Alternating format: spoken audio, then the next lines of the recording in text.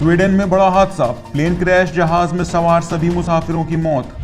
Sweden में एक passenger plane दुर्घटनाग्रस्त होने से 9 लोगों की मौत हो गई है। पुलिस की रिपोर्ट के मुताबिक DHC-2 टर्बो बीवर विमान में 8 स्काई डाइवर और 1 पायलट सवार था। उड़ान भरने के कुछ ही समय बाद ओरेब्रो हवाई अड्डे पर रनवे के करीब दुर्घटनाग्रस्त हो गया और इसके बाद इसमें आग लग गई। स्वीडन पुलिस ने कहा है ये एक बहुत ही गंभीर दुर्घटना है।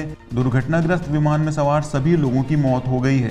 प्रधानमंत्री स्टीफन लोफवेन ने ट्विटर पर लिखा, मुझे बहुत दुख है, मुझे ओरेब्रो में विमान दुर्घटना के बारे में सूचना मिली।